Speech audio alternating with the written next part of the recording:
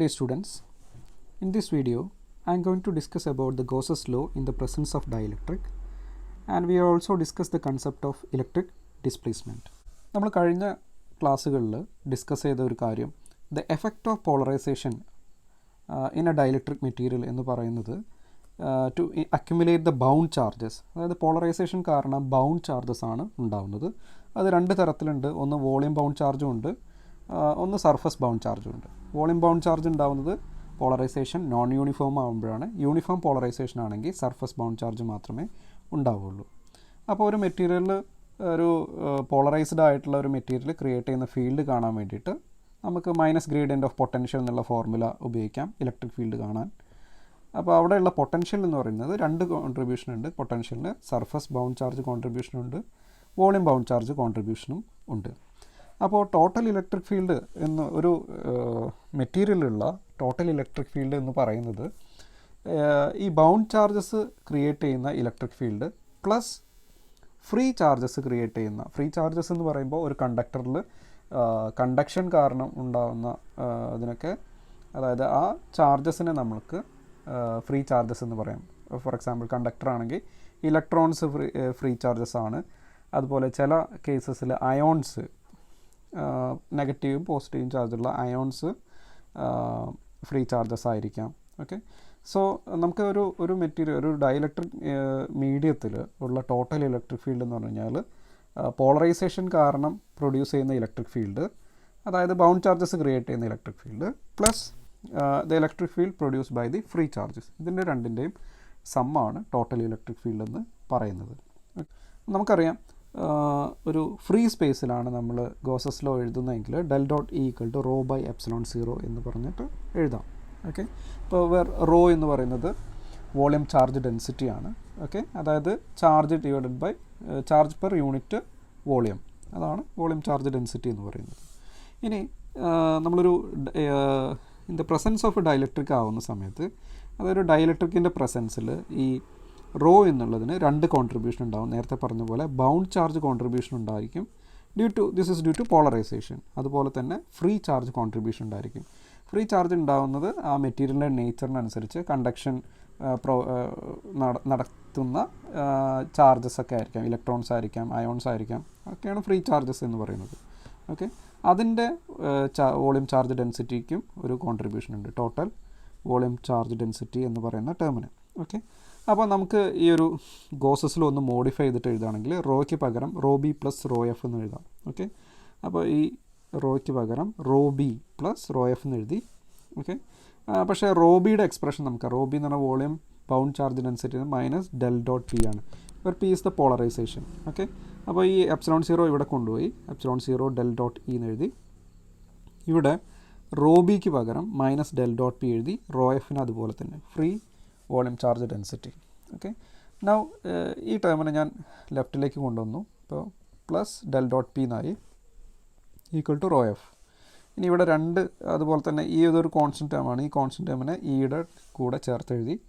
Okay, now ഈ രണ്ട് ടേമിലും divergence എടുക്കുകയാണ് ചെയ്യുന്നത്. ഡൈവർജൻസ് കോമൺ ആയിട്ട് എഴുതുകയാണെങ്കിൽ del dot epsilon zero E plus P equal to rho F എന്ന് നമുക്ക് എഴുതാം. ഓക്കെ, അപ്പോൾ ഇവിടെ കിട്ടുന്ന ഈ ടേമിന് പറയുന്ന പേരാണ് ഇലക്ട്രിക് ഡിസ്പ്ലേസ്മെൻ്റ് എന്നൊക്കെ. വെക്റ്റർ ഡി അതൊരു ക്വാണ്ടിറ്റി ആയിട്ട് നമുക്ക് ഡിഫൈൻ ചെയ്യാം. Epsilon zero E plus P. ഇപ്പോൾ പോളറൈസേഷൻ്റെയും എപ്സിലോൺ സീറോ ഇയുടെയും സമ്മായിട്ട് വരുന്ന ടേമാണ് ഇലക്ട്രിക് ഡിസ്പ്ലേസ്മെൻറ്റ് വെക്റ്റർ ഡി എന്ന് പറയുന്നത്. ഓക്കെ, ഇനി ഈ ഡിയുടെ ടേംസിൽ നമുക്ക് ഇതൊന്ന് മാറ്റി എഴുതുകയാണെങ്കിൽ ഈ ബ്രാക്കറ്റിലുള്ള ക്വാണ്ടിറ്റി നമുക്ക് ഡി എന്ന് എഴുതാം. Del dot D equal to rho F എന്ന് എഴുതാം. Okay, so this is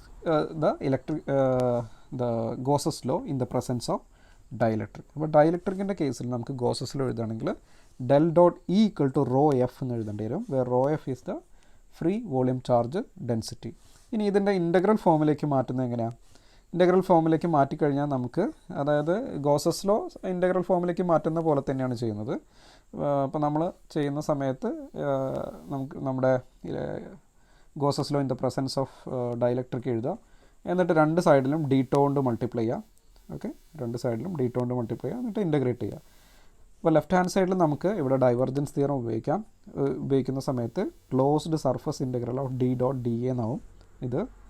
right സൈഡിൽ റോ എഫ്, അതായത് റോ ഡി ടോ എന്ന് പറഞ്ഞു കഴിഞ്ഞാൽ ചാർജാണ്. ഓക്കെ, പക്ഷേ ഇവിടെ റോ എഫ് ആയതുകൊണ്ട് ഇവിടെ ഫ്രീ ചാർജാണ് ഉള്ളത്. അപ്പോൾ integral form of the Gauss's law in the presence of dielectric എന്ന് പറയുന്നത് closed surface integral of D dot D A equal to Q F, അതായത് free charge enclosed by the Gaussian surface എന്ന് നമുക്ക് പറയാം. ഇത് വെച്ചിട്ട് നമ്മളൊരു പ്രോബ്ലമാണ് ഡിസ്കസ് ചെയ്യുന്നത്. പ്രോബ്ലത്തിൻ്റെ സ്റ്റേറ്റ്മെൻറ്റ് ഇതാണ്: a long straight wire carrying a uniform line charge lambda is surrounded by a rubber insulation out to a radius a. Find the electric displacement. അതായത് ഒരു ലോങ് സ്ട്രൈറ്റ് വയർ ഉണ്ട്, അതിൻ്റെ ലൈൻ ചാർജ് ഡെൻസിറ്റി ലാംഡയാണ്. Line charge density എന്നൊക്കെ പറയുന്ന സമയത്ത് ആ charges ഒക്കെ ഫ്രീ ചാർജസ് ആയിട്ടാണ് നമ്മൾ കൺസിഡർ ചെയ്യുന്നത്. Okay, and this wire is surrounded by a rubber insulation. അതായത് സാധാരണ നമ്മൾ വീട്ടിലൊക്കെ നമ്മൾ വയറിങ്ങിനൊക്കെ വേണ്ടി ഉപയോഗിക്കുന്ന വയർ എടുത്ത് നോക്കുമ്പോൾ അതിനൊരു റബ്ബർ ഇൻസുലേഷൻ പുറത്തുണ്ടാവും അല്ലേ. അപ്പോൾ ആ ഇൻസുലേഷൻ ഒരു ഡൈഇലക്ട്രിക് മെറ്റീരിയലാണ് ശരിക്കും. അതിൻ്റെ റേഡിയസ് തന്നിട്ടുണ്ട്, റേഡിയസ് എ ആണ്. അപ്പോൾ അതിൻ്റെ സർഫസ് വരെയുള്ള അതിൻ്റെ റേഡിയസ് എന്ന് പറഞ്ഞാൽ എ ആണ്. ഓക്കെ, അപ്പോൾ ഇതിൽ ഇലക്ട്രിക് ഡിസ്പ്ലേസ്മെൻറ്റ് കാണാനാണ് പറഞ്ഞിരിക്കുന്നത്. എവിടെ കാണണമെന്ന് പറഞ്ഞിട്ടില്ല. ജനറലായിട്ട് ഇൻസൈഡ് ദ ഡൈഇലക്ട്രിക്കും ഔട്ട്സൈഡ് ദ ഡൈഇലക്ട്രിക്കും കാണണം എന്നാണ് നമ്മൾ ഉദ്ദേശിക്കുന്നത്. ഓക്കെ, നൗ ഈ പ്രോബ്ലം ശ്രദ്ധിച്ചാൽ അറിയാം നിങ്ങൾക്ക് ഇവിടെ ഒരു സിലിണ്ട്രിക്കൽ സിമെട്രി ഉണ്ട്. ഓക്കെ, അതായത് നമ്മൾ ലൈൻ ചാർജിന് ചുറ്റും ഒരു സിലിണ്ട്രിക്കൽ ആയിട്ടുള്ള ഒരു പോർഷൻ കൺസിഡർ ചെയ്യുകയാണെങ്കിൽ നമുക്ക് അവിടെ ഒരു സിമെട്രിക്കൽ ആയിട്ടുള്ള ഒരു സ്ട്രക്ചർ കിട്ടുന്നതാണ്. ഓക്കെ, ഇനി നമ്മുടെ ഇത് നമ്മൾ സാധാരണ ഗോസസ് ലോ അപ്ലൈ ചെയ്യുന്ന പോലെ തന്നെ ഇവിടെ നമുക്ക് പ്രോബ്ലം ചെയ്യാം. അപ്പോൾ അതിന് വേണ്ടിയിട്ട് ആദ്യം integral form of Gauss's law in the presence of dielectric എഴുതുന്നു. D dot D A equal to Q enclosed. Okay, ഇതാണ് integral form of Gauss's law എന്ന് പറയുന്നത്. അപ്പോൾ നമ്മൾ സാധാരണ ഗോസസ് തിയറം ചെയ്യുന്ന പോലെ നമ്മളൊരു ഗോസിയൻ സിലിണ്ടർ അസ്യൂം ചെയ്യുന്നു. ആ സിലിണ്ടറിൻ്റെ റേഡിയസ് എസ് ആണെന്നും അതിൻ്റെ ലെങ്ത്ത് എൽ ആണെന്നും അസ്യൂം ചെയ്യുന്നു. ഓക്കെ, അങ്ങനെയെങ്കിൽ ഇതിൽ ഈ സിലിണ്ടർ എൻക്ലോസ് ചെയ്യുന്ന ചാർജ് എന്ന് പറയുന്നത് ഇപ്പോൾ ലൈൻ ചാർജ്, അതായത് ചാർജ് പെർ യൂണിറ്റ് ലെങ്ത്ത് എന്ന് പറയുന്നത്, അതായത് ചാർജ് പെർ യൂണിറ്റ് ലെങ്ത്ത് എന്ന് പറയുന്നത് ലാംഡയാണ്. Okay, Q enclosed. ഓക്കെ, അതായത് ഈ ഇത്രയും പ്ലേസിൽ എൻക്ലോസ് ചെയ്തിരിക്കുന്ന ചാർജ്, ഓക്കെ, അതിൻ്റെ ഡിവൈഡഡ് ബൈ അതിൻ്റെ ലെങ്ത്ത് ഈക്വൽ ടു ലാംഡയാണ് കിട്ടേണ്ടത്. അപ്പോൾ ക്യൂ എൻക്ലോസ്ഡ് എന്ന് പറയുന്നത് ക്യൂക്ക് പകരം നമ്മൾ ഈ നൊട്ടേഷൻ ഉപയോഗിച്ചു. ക്യൂ എൻക്ലോസ്ഡ് എന്ന് പറയുന്നത് ലാംഡ എൽ എന്ന് എഴുതാം. അപ്പോൾ റൈറ്റ് സൈഡിൽ നമുക്ക് ലാംഡ എൽ എന്ന് എഴുതാം. ഓക്കെ, ഇനി ലെഫ്റ്റ് സൈഡിൽ നമുക്ക്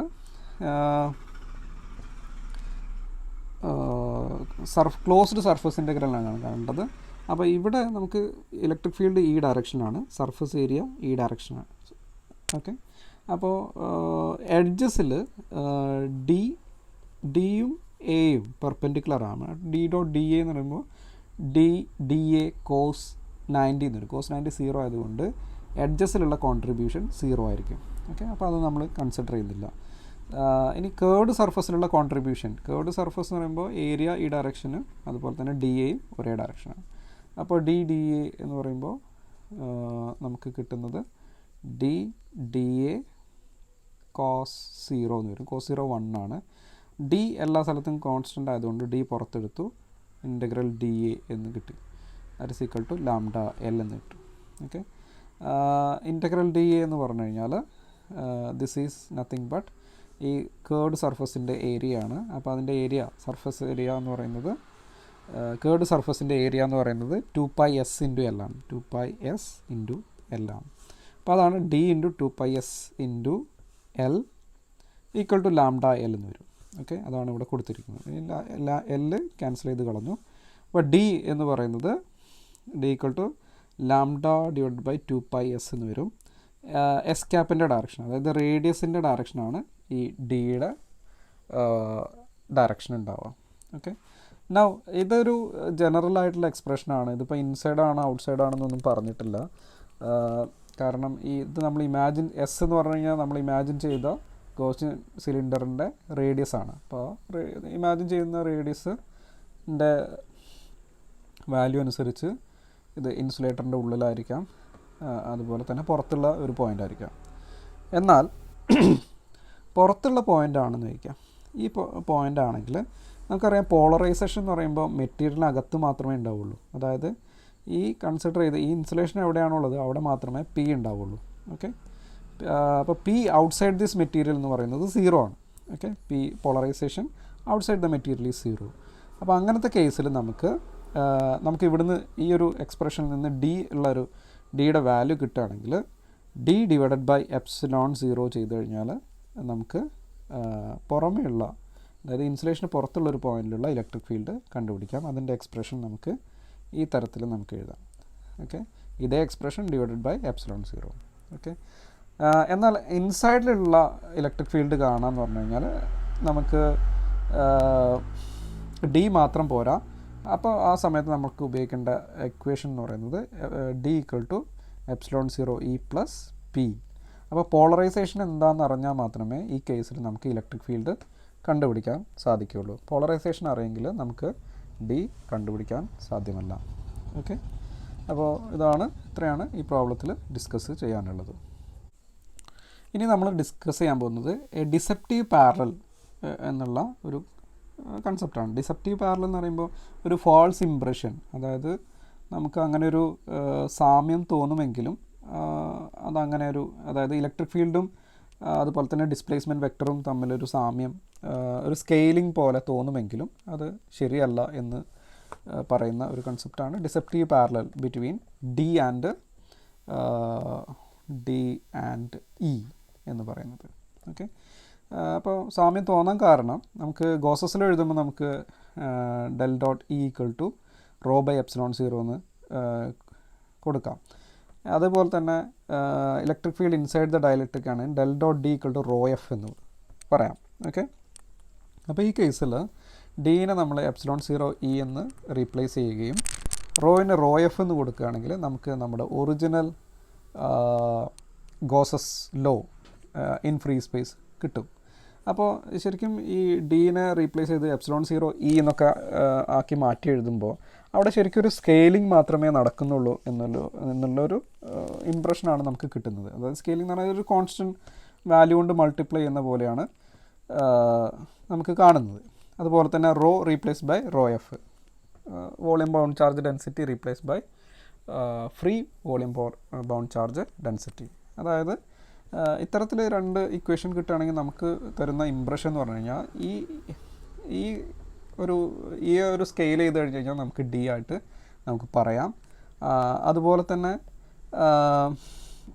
ഡിയുടെ സോഴ്സ് എന്ന് പറയുന്നത് ഫ്രീ ചാർജാണ്, നേരെ മറിച്ച് ഇയുടെ സോഴ്സ് റോ ആണ്. ഇത്രയും മാത്രമേ ഒരു വ്യത്യാസമുള്ളൂ, അല്ലെങ്കിൽ more or less they are same എന്നുള്ളൊരു ഇംപ്രഷനാണ് നമുക്ക് കിട്ടുന്നത്. പക്ഷേ ശരിക്കും അങ്ങനെയല്ല. അങ്ങനെ അല്ല എന്ന് പറയാൻ കാര്യം ഒന്ന് രണ്ട് കാര്യങ്ങൾ ഇവിടെ പറഞ്ഞിട്ടുണ്ട്. ഓക്കെ, അതൊരു ജസ്റ്റ് ഒരു സ്കെയിലിംഗ് മാത്രമല്ല എന്ന് പറയാനുള്ള റീസണാണ് പറയുന്നത്. അതായത് ഡിയെ സംബന്ധിച്ചിടത്തോളം നമുക്കൊരു കൂളംസ് ലോ ഡിഫൈൻ ചെയ്യാൻ സാധ്യമല്ല. അതായത് ഡി ഈക്വൽ ടു ഇപ്പോൾ എപ്സിലോൺ 0 ഇ എന്നാണെങ്കിൽ ഇയുടെ നമുക്കറിയാം, ഇയുടെ expression 1/4 epsilon 0 R by R square rho F rho D ടോ എന്ന് പറഞ്ഞിട്ട് ഈക്കൊരു എക്സ്പ്രഷൻ എഴുതാം. അതിനെ നമുക്ക് കൂളംസ് ലോ എന്നാണ് പറയാം. ഓക്കെ, അപ്പോൾ ഡിയെ നമുക്ക് ഇത് രണ്ടും ഏകദേശം സ്കെയിലിംഗ് മാത്രമായിരുന്നെങ്കിൽ നമുക്ക് ഡിക്ക് വേണമെങ്കിൽ ഇതുപോലെ ഒരു ഇക്വേഷൻ എഴുതാൻ പറ്റുമായിരുന്നു. പക്ഷേ ഈ ഇക്വേഷൻ ഡിക്ക് വാലിഡ് അല്ല എന്നാണ് പറയുന്നത്. അപ്പോൾ എപ്സിലോൺ 0 കൊണ്ട് മൾട്ടിപ്ലൈ ചെയ്യുമ്പോൾ ഈ ഡിനോമിനേറ്ററിലുള്ളത് പോയിട്ടുള്ള ഇക്വേഷനാണ് ഇവിടെ കൊടുത്തിരിക്കുന്നത്. ഓക്കെ, പക്ഷേ ഡിയെ സംബന്ധിച്ചിടത്തോളം ഇങ്ങനൊരു ഇക്വേഷൻ വാലിഡ് അല്ല. ഇപ്പോൾ റോ റീപ്ലേസ് ബൈ റോ എഫും epsilon 0 E replace by D replace by epsilon 0 E എന്ന് കൊടുത്തു കഴിഞ്ഞാൽ പോലും നമുക്ക് ഡി കിട്ടില്ല. ഓക്കെ, അപ്പോൾ ഈ എക്സ്പ്രഷൻ ഡിയെ സംബന്ധിച്ചിടത്തോളം വാലിഡ് അല്ല. അതുപോലെ തന്നെ ഇലക്ട്രോസ്റ്റാറ്റിക് ഫീൽഡിൽ നമുക്ക് പറയാം ഡെൽ ക്രോസ് ഇ എന്ന് പറയുന്നത് എപ്പോഴും 0 ആണ് for a static charge contribution അല്ലേ. പക്ഷേ ഡെൽ ക്രോസ് ഡി എടുക്കുന്ന സമയത്ത് ഒന്ന് ചെയ്ത് നോക്കുകയാണ്. ഡെൽ ക്രോസ് ഡി എന്ന് പറഞ്ഞു കഴിഞ്ഞാൽ എപ്സിലോൺ 0 ഇ പ്ലസ് പി ആണ്. ഓക്കെ, ഇതെപ്പോഴും 0 ആണ്, അതുകൊണ്ട് ഇത് പോയി. പക്ഷേ ഇത് എല്ലായ്പ്പോഴും 0 ആയിക്കില്ല. ഡെൽ ക്രോസ് പി എല്ലായ്പ്പോഴും 0 ആയിക്കൊള്ളണമെന്ന് ഇല്ല. അപ്പോൾ ഡെൽ ക്രോസ് ഡി എന്ന് പറയുന്നത് എല്ലായ്പ്പോഴും 0 അല്ല, നോട്ട് 0. ഓക്കെ, നേരെ മറിച്ച് ഇലക്ട്രോസ്റ്റാറ്റിക് ഫീൽഡ് ആണെങ്കിൽ അതെല്ലായ്പ്പോഴും അതിൻ്റെ കേൾ എടുത്തു കഴിഞ്ഞാൽ എല്ലായ്പ്പോഴും 0 ആണ്. അപ്പോൾ ഇത്തരത്തിൽ ഉള്ള വ്യത്യാസങ്ങൾ ഡിയുടെ കേസിൽ ഉണ്ട്. അതുപോലെ തന്നെ ഡെൽ ക്രോസ് ഡി 0 അല്ലാത്തത് കൊണ്ട് നമുക്കൊരിക്കലും ഒരു സ്കാലാർ പൊട്ടൻഷ്യൽ ഡിഫൈൻ ചെയ്യാൻ കഴിയില്ല corresponding to the electric displacement vector D. അതായത് D cannot be written as a negative gradient of a scalar potential. Okay, അത് നമുക്ക് ഡിഫൈൻ ചെയ്യാൻ കഴിയില്ല. അപ്പോൾ അറ്റ് എ ഫസ്റ്റ് ലുക്ക് ഇതൊരു സ്കെയിലിംഗ് പോലെ തോന്നുമെങ്കിലും അതുപോലെ തന്നെ അതിൻ്റെ സോഴ്സ് ഫ്രീ ചാർജ് ഡെൻസിറ്റി ആയിട്ടുള്ള ഒരു സ്കെയിലിംഗ് ലോ പോലെ തോന്നുമെങ്കിലും അത് they are not parallel. Parallel എന്ന് പറയുന്നത് ഒരേപോലെ ട്രീറ്റ് ചെയ്യാൻ പറ്റുന്ന ക്വാണ്ടിറ്റീസ് അല്ല. ഓക്കെ, അപ്പോൾ ഏതെങ്കിലും ഒരു പ്രോബ്ലത്തിൽ നമ്മളോട് ഇലക്ട്രിക് ഡിസ്പ്ലേസ്മെൻറ്റ് കാണാൻ പറഞ്ഞു കഴിഞ്ഞാൽ നമുക്ക് ചെയ്യാൻ പറ്റുന്ന ഒരു കാര്യം, നമ്മൾ ആദ്യം ഇതിൻ്റെ ഇൻ്റഗ്രൽ ഫോം ഗോസസ് ലോ, അതായത് ഇൻ്റഗ്രൽ ഫോം എന്ന് പറയുമ്പോൾ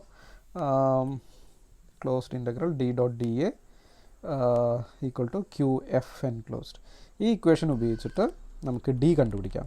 അപ്പോൾ ഇത് അപ്ലൈ ചെയ്യണമെങ്കിൽ നമുക്ക് സാധാരണ ഗോസസ് ലോ എങ്ങനെയാണോ നമ്മൾ ഉപയോഗിക്കുന്നത് അതുപോലെ തന്നെ ഉപയോഗിക്കണം. ഇപ്പോൾ ഗോസസ് ലോ ഉപയോഗിക്കുക എന്ന് പറയുമ്പോൾ ഗോസിയൻ സർഫസ് ഡിഫൈൻ ചെയ്യണം.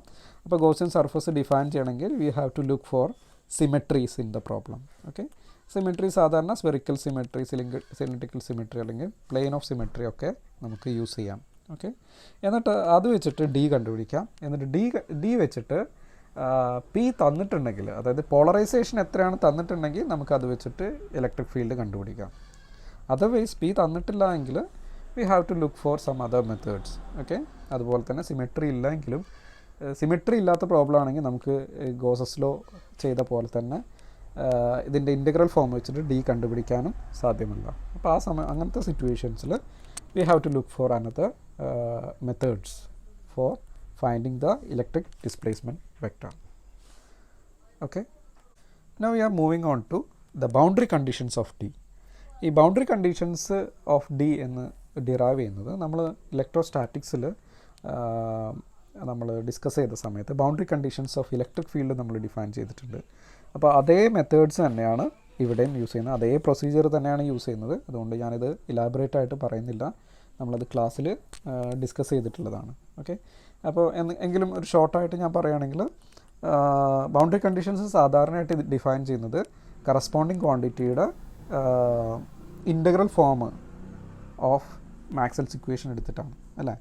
അതായത് നമ്മൾ ഇൻ്റഗ്രൽ ഫോം ഇപ്പോൾ ഗോസസ് ലോൻ്റെ ഇൻ്റഗ്രൽ ഫോം എടുക്കുകയാണെങ്കിൽ, ഫ്രീ സ്പേസിൽ എടുക്കുകയാണെങ്കിൽ integral E dot D A equal to Q enclose by epsilon 0, ഇതൊരു ഇൻ്റഗ്രൽ ഫോമാണ്. ഈ ഇൻ്റഗ്രൽ ഫോം വെച്ചിട്ട് നമ്മൾ ഈ ക്യു എൻക്ലോസിനെ നമ്മൾ, അപ്പോൾ ഇവിടെ നമ്മൾ അസ്യൂം ചെയ്തത് ഒരു പ്ലെയിൻ ഷീറ്റ് കൺസിഡർ ചെയ്തു. എന്നിട്ട് അവിടെ ഒരു Gaussian pill box half portion സർഫസിന് മേലെയും ഹാഫ് പോർഷൻ മീഡിയം ടൂലായിട്ട് വെച്ചിട്ടാണ് നമ്മൾ ചെയ്തിട്ടുള്ളത്. അപ്പോൾ അതിൻ്റെ ക്യു എൻക്ലോസ്ഡ് ചാർജ് എന്ന് പറയുന്നത് സിഗ്മ ഡി എ എന്ന് പറഞ്ഞിട്ട് എഴുതി.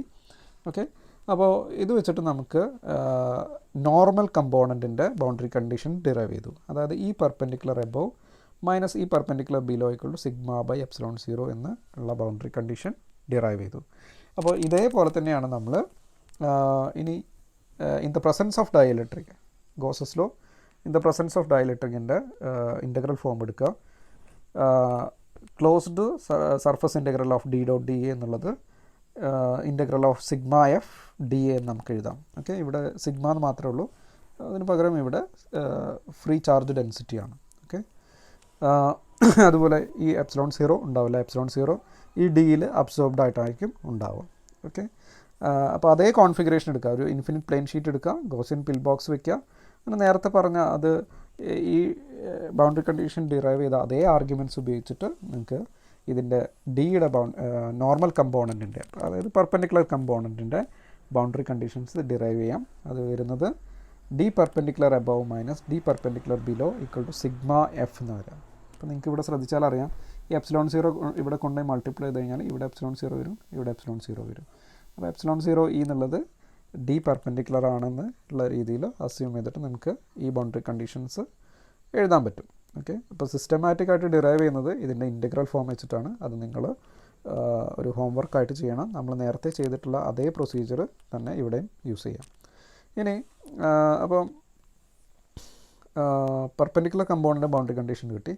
പാരലൽ കമ്പോണൻറ്റ് ബൗണ്ടറി കണ്ടീഷൻസ് ചെയ്യാൻ വേണ്ടിയിട്ട് നമ്മൾ del cross E equal to 0 എന്നുള്ള കേസിൻ്റെ ഇൻ്റഗ്രൽ ഫോം എഴുതി. അതായത് closed line integral of E dot D L equal to 0 എന്നുള്ള ഇക്വേഷൻ എടുത്തു. അത് വെച്ചിട്ട് അതായത് അപ്പോൾ ബൗണ്ടറിക്ക് മേലെയും താഴെയുമായിട്ട് നമ്മളൊരു ലൂപ്പാണ് കൺസിഡർ ചെയ്ത്, ക്ലോസ്ഡ് ലൂപ്പ് കൺസിഡർ ചെയ്തു. എന്നിട്ട് ഈ ഇൻ്റഗ്രൽ അപ്ലൈ ചെയ്യുന്ന സമയത്ത് E parallel above minus E parallel below എന്നുള്ളത് 0 ആയിട്ട് കിട്ടും. ഓക്കെ, ഇനി നമുക്ക് ഇവിടെ closed line integral D dot D L, അതായത് നമ്മൾ പറഞ്ഞു del cross D equal to 0 അല്ല, that is equal to del cross P ആണ്. പി ഈസ് ദ പോളറൈസേഷൻ, ഇത് 0 അല്ല. ഓക്കെ, അപ്പോൾ നമുക്ക് ഈ ബൗണ്ടറി കണ്ടീഷൻസ് സിമിലറായിട്ട് നമുക്കിവിടെ കിട്ടില്ല. അപ്പോൾ ഇവിടെ കിട്ടുന്നത് ഇതുപോലെ തന്നെ ഒരു ഇൻ്റഗ്രലാണ് ഇവിടെയുള്ളത്.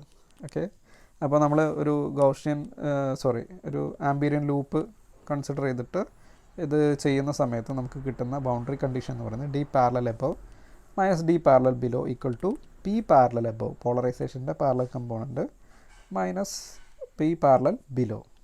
അപ്പർ സർഫസിലും അപ്പർ മീഡിയത്തിലും ലോവർ മീഡിയത്തിലുള്ള പോളറൈസേഷൻ്റെ വാല്യൂവിന് ഡിഫറൻസ് ആണ് നമുക്ക് കിട്ടുന്നത്. So these are the boundary conditions for the perpendicular and parallel component of D. Okay, അപ്പോൾ ഇതിൻ്റെ ഡീറ്റെയിൽഡ് ആയിട്ടുള്ള ഡെറിവേഷൻസ് നിങ്ങൾ ചെയ്ത് നോക്കണം, ഒരു ഹോംവർക്കായിട്ട് ചെയ്യുക. Okay, hope you understood the video. Thank you.